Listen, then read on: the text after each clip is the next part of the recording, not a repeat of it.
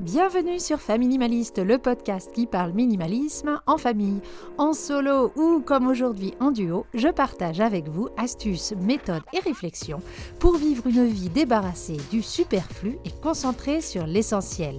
Mon mari et moi sommes à la tête d'une petite tribu de minimalistes de 10, 12 et 14 ans et ce qui avait commencé par un très grand désencombrement il y a quelques années est devenu un vrai art de vivre, le minimalisme. Je me suis formée aux techniques de désencombrement et je suis home organizer certifié.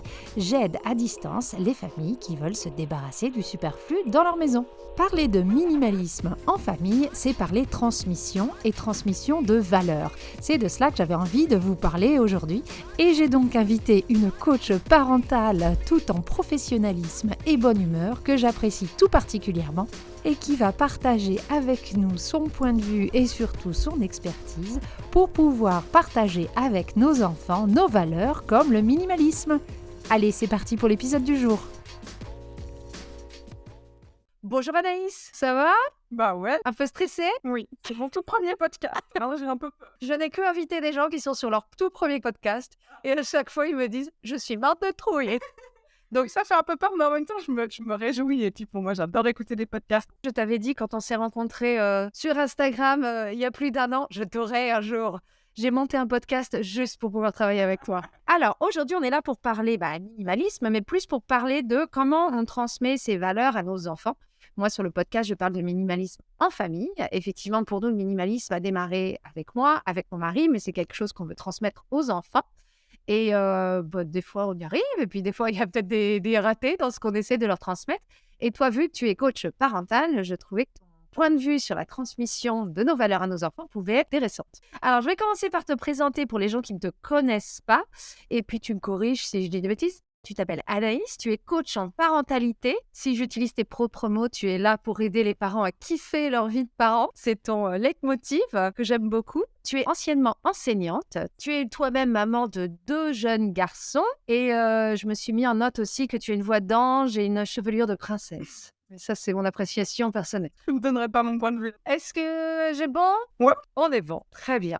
Raconte-nous justement un peu plus en détail ton parcours. Comment toi, tu en es arrivé à devenir coach parental ? C'est quoi l'histoire ?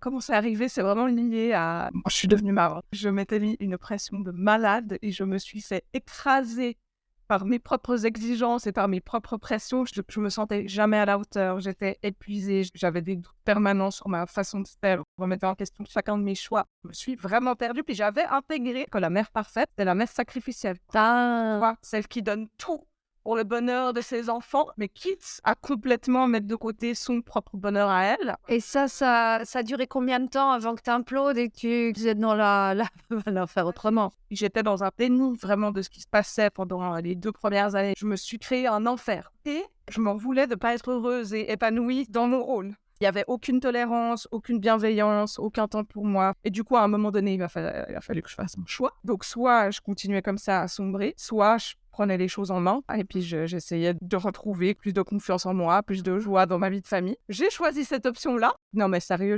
j'aurais pu sombrer vraiment profond. J'ai suivi une thérapie.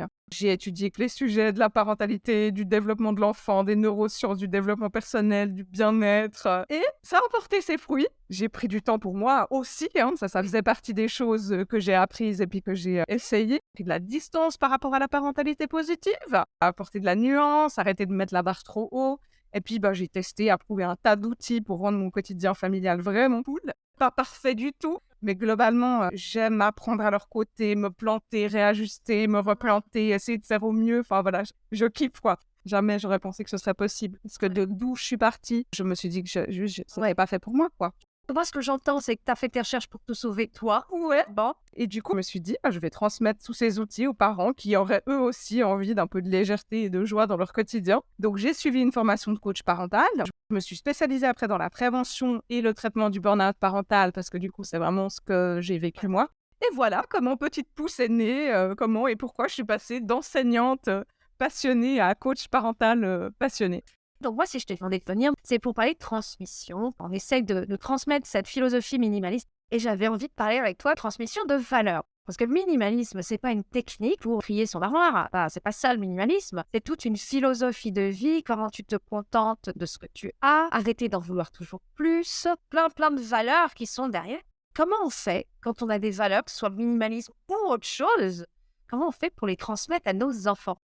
J'ai des petites pistes, à commencer par le fait que déjà, je crois que les seules valeurs qu'on puisse véritablement transmettre, c'est les valeurs qui nous font vibrer. C'est celles qui sont dans nos tripes, c'est les valeurs qu'on porte en nous. Tu vois, demande à quelqu'un qui déteste lire de transmettre la passion de la lecture à ses enfants, ça va juste pas être possible. Je pense qu'on transmet nos valeurs de plusieurs façons. Première façon, en les incarnant, avec authenticité, avec délice, avec passion, avec plaisir. Et voir quelqu'un de passionné, ça donne envie, en fait. C'est inspirant. Toi qui es passionné par les valeurs qui sont derrière le minimalisme, bah, tes enfants, ils vont te voir. C'est un peu la base, incarner avec authenticité nos valeurs. Ensuite, je dirais que c'est en discutant de ces valeurs en famille. On peut expliquer à nos enfants ce qui est important pour nous, ce qui nous fait vibrer par rapport à ces valeurs, et puis leur demander ce qu'ils en pensent, les encourager à poser des questions. Toutes ces discussions, elles peuvent aussi venir des histoires, des livres qu'on lit, des situations qu'on va vivre, typiquement justement toujours par rapport au minimalisme. Je sais pas, je sais pas s'il y a des livres spécifiquement là-dessus. Ou alors on peut assister à une scène du genre en direct, tu vois, je sais pas, on est chez les cousins et puis il y a le cousin qui doit ranger sa chambre pleine de jouets. Et puis là, ça peut être l'occasion de dire, t'en penses quoi toi? Enfin, tu vois, d'avoir ces discussions. Ce que tu dis, c'est de les faire vivre. Donc, c'est trouver des opportunités, des exemples, des moments où quand nous, on pense à « Ah, ben ça, moi, mon minimalisme me fait voir les choses un petit peu différemment », partager ce point de vue avec les enfants. Voilà, ouais, partager. Puis après, le troisième point auquel je pensais, c'est d'impliquer nos enfants dans des tâches concrètes en lien avec ces valeurs pour qu'ils puissent expérimenter les bienfaits à leur tour. Enfin, on espère que ça fera des bienfaits. Bah, pour le minimalisme, ce serait justement trier avec eux leurs jouets, puis les aider à dire ce qu'ils ressentent, espérant qu'ils ressentent des émotions positives. Mais après, ça, c'est pas garanti. Et je pense que c'est important aussi de ne pas vouloir à tout prix imposer nos valeurs d'une certaine manière, mais d'être ouvert à la discussion, à la recherche de compromis, parce que sinon, on risque de rentrer dans des rapports de force, de créer juste l'effet inverse, c'est-à-dire que nos enfants rejettent nos valeurs parce qu'elles leur font plus de mal que de bien au final. D'ailleurs, tu avais expliqué ça dans un de tes épisodes, par rapport à un de tes fils qui adorait les peluches. Puis toi, ton grand rêve, ce serait qu'il n'y ait aucune peluche. Bon, toi, t'as besoin de peluche, moi, j'ai besoin d'un peu plus de clarté. Bon, comment est-ce qu'on peut s'y prendre? Est-ce que de faire expérimenter dans sa chambre le rangement, mais en respectant ses besoins à lui, ses limites, et tes besoins et tes limites à toi. Alors là, je parle de minimalisme, mais en général, toi, tu dois le voir quand tu accompagnes les parents, on va avoir la valeur de, j'en sais rien, partage. La manière dont je vois cette valeur, dont je la vis au quotidien, ne va pas être la même manière dont toi-même, adulte, tu la vis. Donc forcément, mon enfant a peut-être aussi une autre manière de l'interpréter. Et il faut être aussi ouvert à ça, qu'une valeur, c'est vaste, que dans le monde du minimalisme, il y a différentes manières de vivre son minimalisme. Et c'est peut-être pas grave s'ils ne font pas exactement comme tu veux. Je suppose que c'est aussi un truc que tu vois beaucoup avec les parents de toute façon, où c'est un problème de conflit, c'est quand nos enfants ne font pas exactement de la manière dont on voudrait. Là, j'ai un adorable enfant numéro 1 qui a 14 ans et demi, non, pas de nous. Si on veut, mais pourquoi il ne fait pas les choses comme j'ai envie? Parce qu'en fait, on ne fait pas des enfants pour avoir des mini-clones de nous. Et je pense que ça, c'est un truc de base et qu'on oublie parce que ce serait si simple, que tout soit fluide, etc. Mais je crois que pour cette idée de te transmettre nos valeurs, on disait, il y a 3 façons. Donc, pour récapituler, incarner nos valeurs, parler, échanger en famille autour de ces valeurs, faire vivre à nos enfants ces valeurs sans imposer drastiquement ça se fait petit à petit, tu vois, petit pas après petit pas, avec plaisir. Parce qu'à la base, si on a envie de transmettre des valeurs, c'est que c'est des valeurs, c'est ce qu'on disait au départ, qui nous tient à cœur, qui sont dans nos tripes, qui nous font vibrer. Donc ça, il faut le garder. Et puis, oui, ce que je disais, on n'a pas fait des enfants pour avoir des clones qui partagent exactement toutes les mêmes valeurs que nous, de la même façon que nous, etc. On accompagne des êtres humains qui, petit à petit, vont incarner leurs propres valeurs et à leur façon. C'est sympa d'être parent, hein. Ah, c'est du boulot, mais... Alors, comment je fais? Pas du tout une question personnelle où je suis dedans en ce moment avec un certain 14 ans et demi. Comment on fait quand tu essaies de mettre en place des choses? J'imagine qu'un jour, j'ai peut-être un de mes enfants qui va décider que les limites qu'on impose sur le nombre de vêtements qu'on va avoir, peut-être que ça leur ira plus, peut-être qu'ils auront envie d'en avoir un peu plus parce que pression extérieure, pour l'instant, on n'y est pas. Les valeurs ont l'air d'être ancrées. Mais imaginons, comment je fais quand j'ai l'impression que mon enfant rejette une partie de mes valeurs? Ouais. Dire, non, c'est comme ça, tu veux que tu t'emmerdes, tu mets sur mon toit, c'est mes règles. À part ça. C'est clair que c'est difficile en tant que parent de voir que son enfant, il rejette ce qu'on essaie de mettre en place avec lui.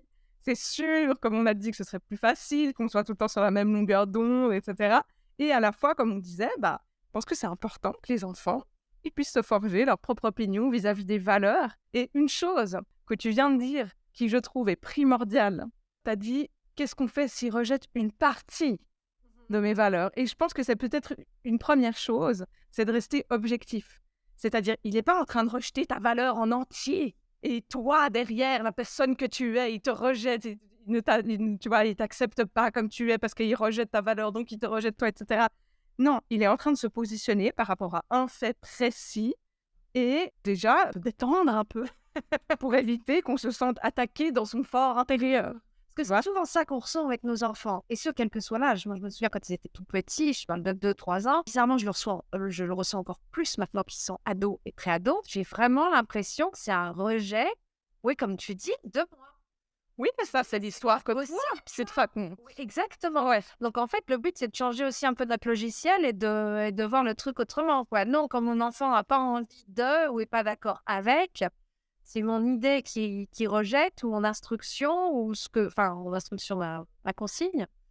Mais c'est pas moi. Mais c'est ça, d'aller écouter, d'essayer de comprendre les raisons pour lesquelles il n'adhère pas à notre valeur dans ce cas précis-là. Typiquement, l'histoire des habits. Qu'est-ce qui fait qu'il a envie d'acheter plus d'habits? Tu disais, est-ce que c'est la pression sociale? Et puis vraiment d'essayer de creuser avec lui, puis d'écouter son point de vue, puis d'essayer vraiment de comprendre son point de vue. De nous aussi, lui parler de nos points de vue, nos besoins, et comme l'histoire des peluches, d'essayer de trouver un compromis. Et si, alors ça c'est la question, en tant que parent, tu dois l'avoir beaucoup avec les gens que tu coaches. J'écoute mon enfant, je comprends qu'effectivement avoir un peu plus de vêtements, pour lui c'est important pour X, Y raison. Pour moi, ça va pas dans les clous, mais je comprends, donc je vais dans son sens.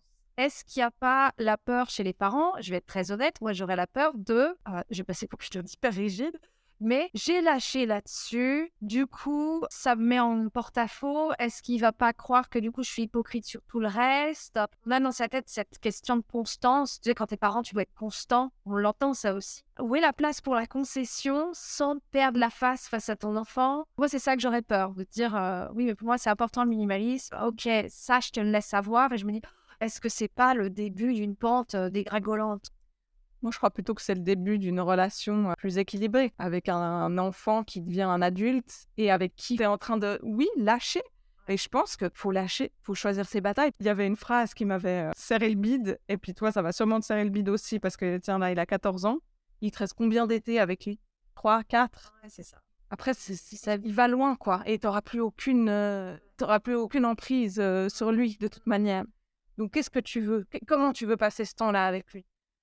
Et puis choisir ses batailles. Si tu es tout le temps dans la confrontation, dans vouloir imposer, ou tu as vraiment envie d'imposer, il ressort plus du lot, et puis tu perds ton énergie pour ça. Et est-ce que quelque part, si on parle toujours de valeurs, est-ce que quelque part, au final, moi, ce mode de vie, cette philosophie minimaliste, on l'embrasse avec mon mari, on est à fond dedans, mais au final, tout ce que je peux faire, c'est essayer de les partager, et si ça colle pas avec eux, c'est pas grave, parce que je le fais pour moi à la base, parce que moi, j'ai besoin de cet équilibre-là, c'est comme ça que je suis heureuse avec moi. Oui, puis est-ce que ça tient à 3 ou 4 t-shirts? Oui. Est-ce que c'est pas beaucoup plus grand que ça? Et est-ce que justement, en ayant plutôt 4 que 3 t-shirts, lui, il pourra adhérer à sa manière à cette partie-là du minimalisme? Et puis, typiquement pour l'histoire des habits, je sais pas, ça pourrait être de décider, tu peux utiliser ton argent de poche pour t'acheter des habits ou alors en demander pour ton anniversaire. C'est vrai que nous, par rapport à nos valeurs, on n'a pas envie de dépenser notre argent pour acheter des habits supplémentaires. Mais l'idée, c'est vraiment d'éviter le rapport de force et de maintenir une relation qui soit saine, qui soit aimante, même si on n'est pas en totale harmonie sur ce cas-là précis de cette valeur-là. C'est mon point de vue. J'ai hâte de rediscuter avec monsieur 14 ans. Alors, j'avais une autre question là-dessus sur le désaccord. Enfin, là, on a parlé de si tes valeurs ne s'alignent pas avec tes enfants, totalement. Toi, tu n'es pas coach conjugal, mais tu suis les parents. Et des fois, ça doit être assez sport parce que tu as peut-être des parents qui eux-mêmes ne sont pas déjà sur la même longueur d'onde. Ils savent qu'ils ont besoin de venir te voir parce qu'il y a un truc qui ne colle pas dans leur parentalité, mais ce qui ne colle pas et comment on peut réparer le truc, ils ne sont peut-être pas d'accord. Moi, je le vois souvent chez les gens que j'accompagne en désencombrement. Je vais avoir une personne dans le couple qui va souffrir de la situation à la maison et l'autre beaucoup moins. Et du coup, quand il y a des enfants au milieu, comment on fait s'il y a un parent pour qui c'est très très important d'avoir moi, l'autre il s'en fiche totalement? Elle est où la constance dans cette transmission de valeurs à nos enfants? C'est difficile de transmettre des valeurs à nos enfants quand elles ne sont pas partagées par notre conjoint ou notre conjointe, c'est clair. Après, sans chercher à tout prix à être sur la même longueur d'onde, parce que c'est pas possible, comme on a vu, il y a tellement de nuances au sein d'une même valeur et dans notre manière de l'appliquer qu'on ne peut pas être à la nuance près exactement cohérent. Mais de chercher un terrain d'entente pour que puisse accompagner au mieux nos enfants ensemble. Et pour ça, je pense un peu à 3 étapes, de discuter ensemble de nos points de vue, d'expliquer pourquoi les valeurs sont importantes pour chacun ou à quel point elles sont importantes ou pas importantes pour chacun, et les besoins derrière ces valeurs. Pour le minimalisme, on pourrait expliquer, moi ça m'apporte de la clarté mentale, ça me tient à cœur de consommer de façon plus responsable, plus durable. Ça peut nous aider à dépenser de façon moins impulsive, moins superflue. Du coup, ça devient beaucoup plus concret. C'est pas juste une grande valeur, mais ça devient des éléments concrets, des besoins. On s'écoute l'un l'autre par rapport à ces besoins. Et puis ensuite, on essaie de trouver de nouveau un compromis, un terrain d'entente, tu vois. Et plus on va pouvoir dire, voilà, c'est ça mon besoin et pourquoi, plus l'autre va pouvoir au moins y comprendre. Après, y adhérer ou non, ça, on ne peut pas plus, avoir de pouvoir que ça, mais au moins, s'être senti entendu. Et puis, pour le reste, là où on n'est pas en accord total, on revient sur nos points de départ, c'est-à-dire on peut continuer à transmettre d'autres parties de cette valeur qui nous tient à cœur, peut-être même si on est le seul ou la seule à qui ça tient à cœur, en l'incarnant, en discutant et en faisant expérimenter nos enfants, comme on disait avant. Et puis, si on est bien dans nos baskets, voilà, même si on n'est pas sur la même longueur d'onde que nos conjoints et nos conjointes, mais de toute façon, ils vont pas être cloîtrés avec nous toute leur vie. Et des valeurs et des gens qui les incarnent, ils vont trouver partout. Et ils vont aller piocher et faire leur petite recette à eux tout seuls, avec tout ce qui les entoure, tout ce qui les inspire. Et dans le cas où moi j'avais une amie, c'était bien en couple avec un monsieur qui avait déjà une petite fille de 10 ans. Et eux, ils sont justement hyper minimalistes quand tu vas chez eux. Ils ont la petite la moitié de la semaine. Et quand elle vient chez eux, elle ramène des nouveaux vêtements de chez sa maman toutes les semaines. C'est-à-dire que de l'autre côté, du côté de sa maman, elle fait du shopping toutes les semaines. Il y a toujours une nouvelle fringue, des nouveaux crayons, un nouveau jouet. Et eux, ils ont beaucoup de mal avec ça. Parce que d'un côté, ils ont envie d'inculquer à cette petite fille que le bonheur n'est pas dans les choses matérielles. Et puis quand elle est 4 jours par semaine chez sa maman, la vie est très, très basée sur pour faire plaisir, il faut acheter des choses, et pour être heureux, il faut acheter des choses. L'enfant, il s'y retrouve là-dedans. Je pense qu'on va tous vers ce qui nous fait le plus de bien. Et du coup, plus on va lutter pour faire intégrer à tout prix à notre enfant que c'est nos valeurs qui sont les plus importantes, regarde, plus ça va créer des tensions, plus l'enfant, vis-à-vis de cette valeur, il va se sentir mal. Moins il aura envie d'aller vers cette valeur. De nouveau, si on est bien aligné dans notre truc, nous on est convaincus de pourquoi on fait et on le fait avec plaisir. Ça, c'est toujours ce truc-là, quoi. Si nous on est dans le kiff, tu vois, puis qu'il nous voit avoir du plaisir et tout, il se sentira bien chez nous, la partie de la semaine où il est chez nous avec ça. Et puis, peut-être que oui, il se sentira aussi bien de consommer plein de choses, etc. Puis après, il se fera son avis. C'est aussi l'occasion, de nouveau, quoi. Quand on disait les 3 points, c'est d'incarner. 2e point, c'est de discuter. Discuter. Comment tu te sens? Qu'est-ce que t'en penses? Tu vois, comme avec le cousin qui avait sa chambre débordante de jouets et puis qui n'arrivait pas à ranger, voilà, comment ça te fait te sentir? Toi, t'en penses quoi? Putain, t'aimes bien quand tu reviens avec plein de stylos, etc. Avec curiosité, et puis en disant, ouais, moi, c'est vrai que ça m'angoisse quand j'achète trop de trucs et tout, j'aime pas trop, mais... Oui, si elle le vit bien. C'est que ce qu'on dit, de toute façon, le minimaliste, c'est trouver son essentiel, enlever son superflu. Donc, si son essentiel et elle a besoin de plus de choses pour être bien, au final, ça rentre dans les clous du minimalisme, quoi qu'il arrive. Parce que je ne sais jamais un nombre défini de choses. Moi, je voulais qu'on parle également des parents qui essayent de mettre des choses en place. Là, je parle de minimalisme, on peut aussi parler de l'éducation bienveillante, on avait parlé positive, ou de la méthode Montessori, et que tu reçois aucun soutien de ton entourage, alors qu'on en aurait besoin. Là, clairement, on a besoin que les gens arrêtent de nous acheter des trucs. Comment on fait? Je crois que c'est une occasion de discuter avec notre enfant, de nouveau, sur le fait que on n'a pas tous et toutes le même point de vue et que c'est OK. Et d'échanger sur ce qu'il en pense. Et puis avec nos proches, on ne va pas pouvoir imposer nos valeurs à qui que ce soit. Donc la seule chose qu'on peut faire, c'est en parler, voir s'ils sont réceptifs, et puis sinon, on laisse tomber. Échanger nos opinions avec curiosité, sans chercher à convaincre les autres. Et puis, on parlait de la troisième point pour transmettre des valeurs, c'est de faire vivre à nos enfants ces valeurs. Est-ce qu'on peut essayer de faire vivre ces valeurs à nos proches, d'une manière ou d'une autre, sans force? Mais je sais pas, on peut par exemple proposer de faire un Noël un peu plus minimaliste une fois, pour tester, mais à nouveau, en trouvant des compromis et en écoutant les besoins de chacun, et puis en acceptant qu'on ne pourra pas être en totale harmonie. Bon, je pense que si on est bien dans nos baskets, on ne sera pas plus perturbé par l'opinion des autres que ça, même si ça vient jusqu'à notre maison où il y a plein de jouets et tout, ben voilà, on décide qu'on fait un tournus de jouets, on fait avec. De toute façon, c'est... Moi, le conseil que je donne dans ce cas-là, c'est par exemple dans le fameux cas de on reçoit énormément de cadeaux de nos proches, alors c'est de leur parler, mais c'est compensé. C'est-à-dire que si les grands-parents veulent vraiment offrir un cadeau matériel à ton enfant, le cadeau immatériel, il vient de toi. Puis aussi, oui, nous, exprimer ce que ça nous fait et entendre l'avis des autres. Ouais. De pourquoi c'est important pour eux d'offrir ces jouets. C'est pas pour nous rendre la vie compliquée qu'ils le font, a priori. J'espère pas. Non, mais c'est aussi expliquer à nos parents que parce que nous, on vit comme ça ne veut pas dire qu'on rejette comment on a été élevé, comment eux ils vivent. Et ça, je crois que c'est difficile. Je pense qu'il y a peut-être aussi une incompréhension entre ces deux générations-là. Alors, on arrive doucement sur la fin de l'épisode, mais j'ai encore une ou deux questions à te poser. Comment on fait quand tu essaies de mettre en place quelque chose avec ton enfant et que ça n'a pas le résultat escompté? Comment on reste motivé? Comment on fait pour pas dire, de toute façon, c'est de la merde, ça marche pas. De toute façon, trier la chambre, ça sert à rien, j'arrête. Je pense qu'on peut se rappeler que ça prend du temps. Ça prend du temps de transmettre des valeurs et puis qu'on peut pas imposer une valeur à notre enfant et puis que ça prend du temps de mettre en place des habitudes. Moi, j'adore, dans mes accompagnements, essayer de voir comment est-ce qu'on peut faire de cette grande valeur des éléments concrets et comment ces éléments concrets, on peut en faire des habitudes. Et puis ensuite, pour mettre en place une habitude, il faut qu'elle soit simple et cool et que tout le monde ait envie d'y adhérer. Pour que tout le monde ait envie d'y adhérer, on sait pourquoi on le fait. Donc, est-ce que tu es en train de dire aussi quelque part que si, quand on essaie de mettre des choses en place, ça fonctionne pas, c'est peut-être aussi de regarder si on n'a pas brouillé les étapes? Si c'est pas, genre, j'ai mal expliqué pourquoi on le faisait? Je crois surtout que, au-delà de leur dire comment faire, on peut aussi chercher ensemble comment ils voudraient faire. Et de dire, OK, moi, il y a ce truc-là qui me tient à cœur, c'est-à-dire que vos chambres, elles soient rangées, parce que sinon, moi, ça me stresse et tout. Bon, comment est-ce qu'on peut s'y prendre? Et puis, on discute ensemble. OK, est-ce que tous les soirs, à 19h, on range un petit coup, ce qu'on peut, pendant 5 minutes, avec de la musique, qu'est-ce qu'il vous faudrait? Puis, tu vois, de nouveau, on est dans une recherche de compromis et de répondre aux besoins de chacun pour avoir, et je reviens sur ce mot, plaisir à faire. Parce que si on a du plaisir, ça va devenir une habitude. Du plaisir et du sens.